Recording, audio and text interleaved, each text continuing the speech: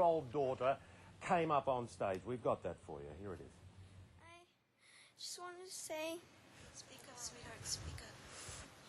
Get close. ever since I was born, Daddy has been the best father you could ever imagine.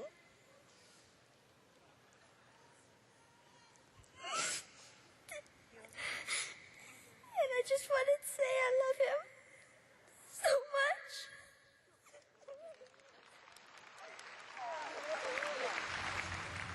Yeah, there'll be talk about that moment there. Was it poignant? Was it something else? There was another poignant moment I want to tell you about, though. That was at the beginning of this when Michael Jackson's brothers brought the casket to the stage at the Staples Center. Everyone, all of them wearing a sequined glove, a nod to, of course, how Michael Jackson looked back in the 80s. A lot of people actually waited for hours in front of this very arena right here to get the free tickets to get in. And if you think about it, the people waited for 2 to 3 hours to get in to essentially watch this program together. And a lot of them told us the reason why they did that was because they didn't want to be alone on this very emotional and very sad day for them. So here they are.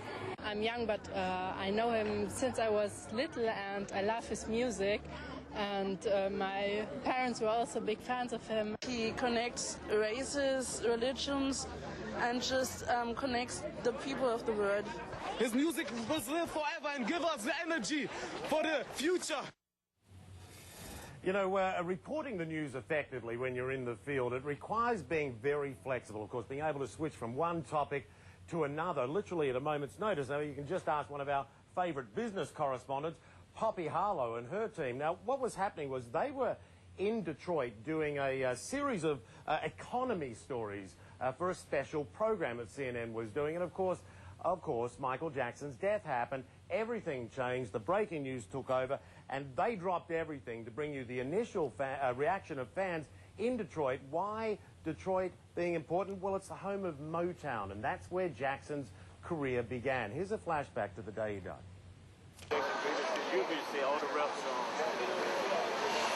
You looked like you were crying before. Yeah, I was. Mike is my best. Music entertainment is. I remember Michael from when I was a kid in the Jackson 5, more so than anything. Which they recorded some of those songs right in the basement of this building. Yeah. What are your greatest memories of Michael Jackson? First time he came to Monroe, Louisiana, did the concert, I think Michael was about 16. And I seen him for the first time. Live? Yeah. It was awesome. And it still hadn't set in yet, you know. It really hadn't set in yet because the way it came like bits and pieces and nobody really knew for sure until I, watched the news, and then I got a text message saying it. So it really hadn't set in yet, but it's an awesome moment. You know, he's an icon when it comes to music. He's an icon. He shut out arenas, and he started me on my dancing, and now I'm a real good dancer if I say so myself. So he started me. He started me. So I think he's an amazing person. Amazing person. And despite what the media says about him or what he done in his past, but his performance-wise, he's not the king of pop for no reason. That's the bottom line.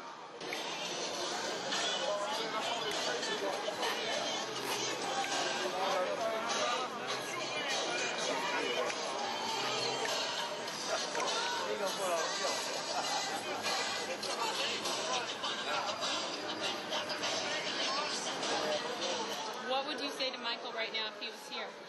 Say, man, you the whole reason why I'm doing what I'm doing, why I'm still here, why I'm still safe, because I ain't want to be no gangster. I want to be on stage like Michael Jackson.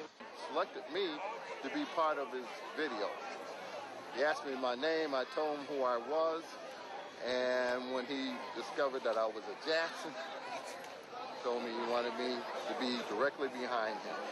And so in the video, Moonwalk, I am the guy with the chain, the sunglasses, right behind Michael Jackson. When I heard about his death today, it just broke my heart.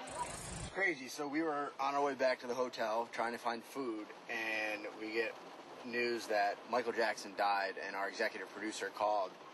So we came over to the Motown Museum, and there were already 30 or 40 people lined up, then 70 and 80, now over 100 until it started raining. and you talk to these people and you realize how big of an impact Michael Jackson and his music had. So from our standpoint, we're here on a completely different story, but that's what CNN does. You're around the world, and when anything happens, you become part of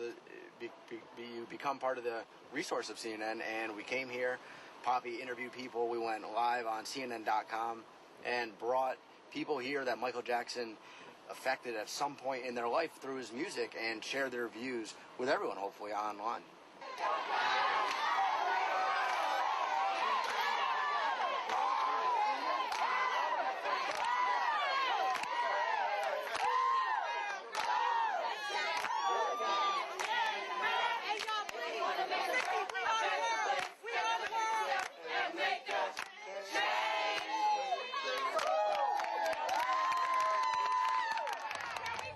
Yeah, and thanks to Poppy, Brian and Ian for sending in the backstory there. And check this out. This was during the memorial service today. And, of course, the Motown Museum popping up during all of that. And also, by the way, I think we got a studio, the control room shot there, thanks to Brigid, the intern from Belfast, who actually put it together. There she is. And I think her mum and dad are watching in Belfast. So hi to them, Brigid's mum and dad. Hey, got some other awesome pictures for you. Have a look at this. An active volcano. What does that have to do with Sarah Palin, the Republican governor of Alaska, former U.S. vice presidential candidate? Find out next on Backstory. No, we don't mean a career's erupting.